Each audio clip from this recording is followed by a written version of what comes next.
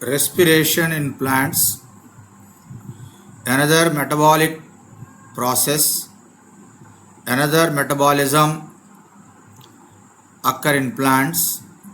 Most important, another metabolism, respiration in plants. So what is the meaning of respiration?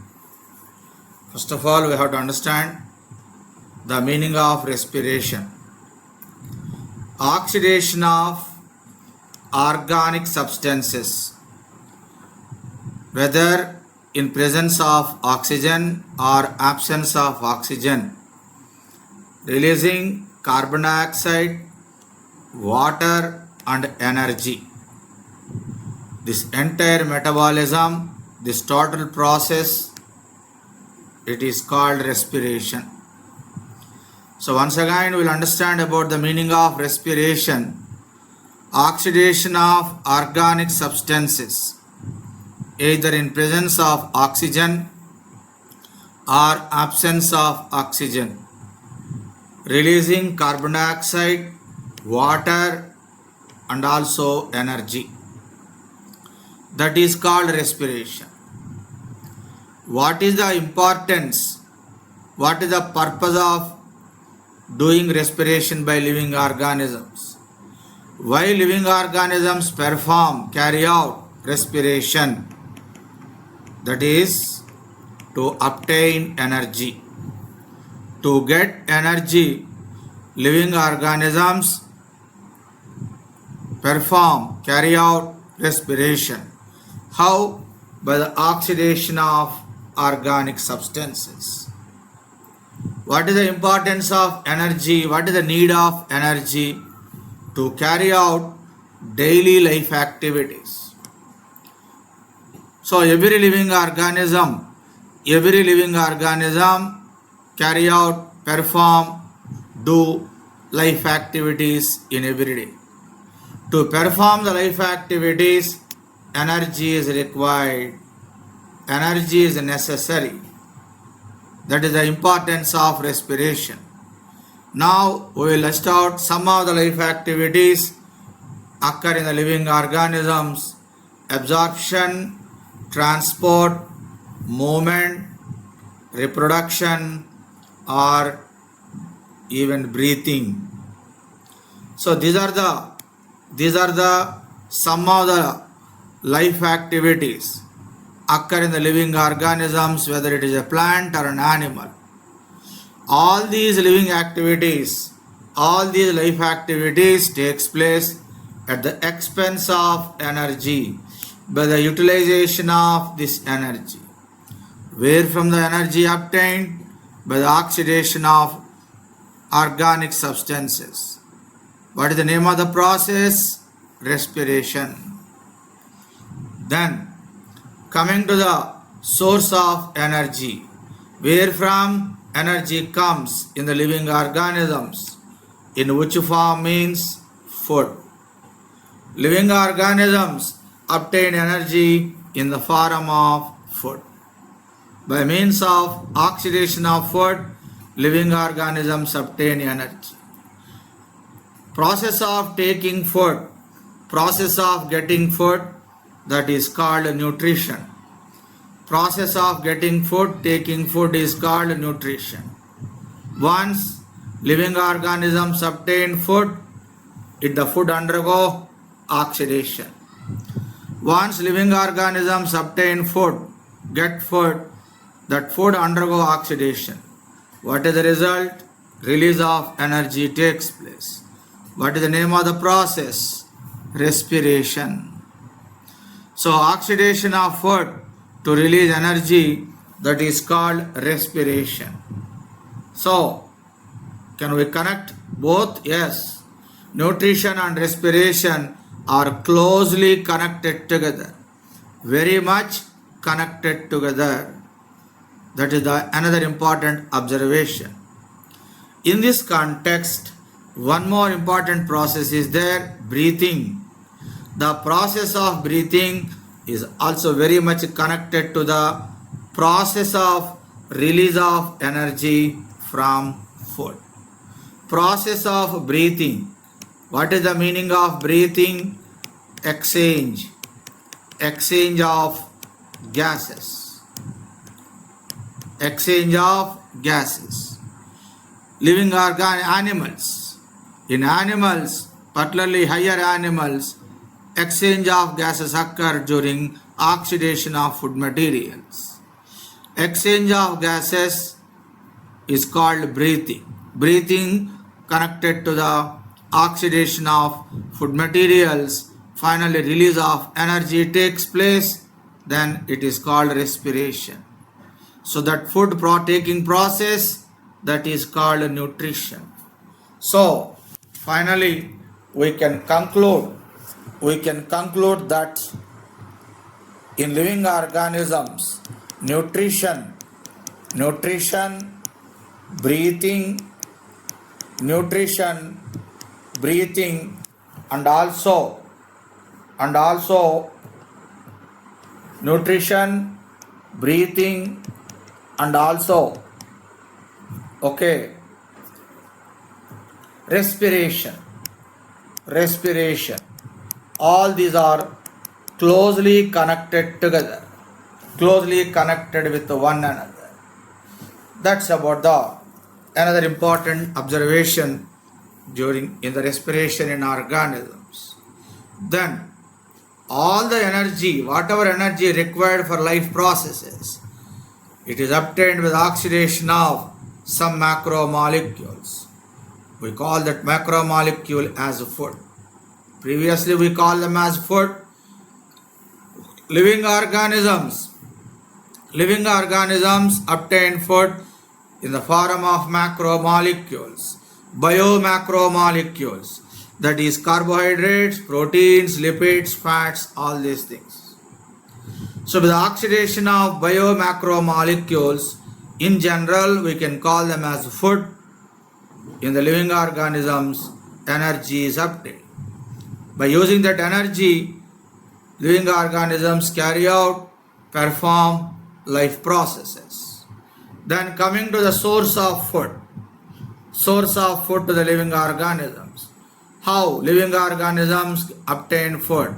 Variable from one organism to another organism. Variable between the organisms. First of all, we'll understand about source of food to the green plants and cyanobacteria. When we observe these plants, these organisms, green plants and cyanobacteria, they prepare their own food by a process called photosynthesis. Green plants and cyanobacteria, both are green colored organisms. They perform photosynthesis and prepare their own food materials. How they perform? By trapping the light energy. They absorb light energy. These organisms absorb light energy. That once light energy is absorbed, it is converted into chemical energy. Then the chemical energy is stored in the form of bonds of carbohydrates. Example, glucose, sucrose, and starch. In this way, green plants and cyanobacteria obtain energy. Once carbohydrates are formed, they undergo breakdown, finally release of energy takes place. This is about the getting energy in green plants and cyanobacteria. So in green plants and cyanobacteria, what happens? That means in green plants and cyanobacteria, they absorb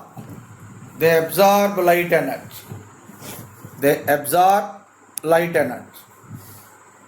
Green plants and cyanobacteria, these two organisms absorb light energy. They absorb light energy. Once they absorb light energy, then convert the light energy into chemical energy. Once they convert the light energy into chemical energy, that chemical energy is stored in the form of bonds in the carbohydrates, that is glucose or sucrose or starch. Once carbohydrates are formed, they undergo oxidation, finally release of energy takes place. That's about the green plants and cyanobacteria. Now coming to the higher plants. Higher plants means here gymnosperms and angiosperms. In these plants, the most important point is all cells or tissues or organs do not perform photosynthesis. Whatever the cells present in higher plants, they are in the roots or stems or leaves, they not perform photosynthesis. What is the reason? Why? Because no presence of chloroplast. Because of no presence of chloroplast. All cells, tissues or organs in green plants does not contain chloroplast. Only some cells possesses contain chloroplast. The cells which are located superficially, the cells which are often located superficially, they carry out photosynthesis. We can also take it as outer layers. Outer layers of the cells. Cells present in the outer layers of the body. They contain chloroplast. They perform photosynthesis. Cells present in the deeper layers, also called inner layers, may not perform photosynthesis. What is the reason? They do not contain chloroplast. No chloroplast. So what is the conclusion? So even in green plants, all organs, tissues and cells that are non-green not perform photosynthesis, but the point is they require food for oxidation. So what happens? What happens here? The food from outer layers. The food from outer layers is transported into inner layers. In higher plants, the food from outer layers is translocated into inner layers. Then in the inner layers, oxidation of food takes place. Hence, food has to be translocated to all non-green parts of the plant body. Is there any example to the non-green parts of the plant? Particularly root system. So whatever the food manufactured in the leaf, some part of the food is translocated to the root system for oxidation and getting energy. In this way, in higher plants, obtaining energy process takes place. Then, what about the source of food and getting energy in animals? Animals are heterotrophic. These are also obtained food from plants either directly or indirectly. Animals get food from plants directly. That means they eat herbivores. Indirectly, that means animals eat herbivores. Herbivores eat plants indirectly. In this way, process of getting food and energy takes place in animals. Saprophytic fungi. What about saprophytic fungi? These organisms obtain food from dead and decaying organic matter. These organisms obtain food from dead and decaying organic matter. So the source of food to the saprophytic fungi is a dead and decaying organic matter. That's about the saprophytic fungi. So in this way, every living organism, either directly or indirectly, get food from photosynthesis to continue the life processes. So whatever the food that is respired We can also take it as oxidized. Oxidized. Whatever the food that is respired or oxidized for life processes ultimately comes from photosynthesis. Finally comes from photosynthesis. This is about the source of food and how living organisms obtain food.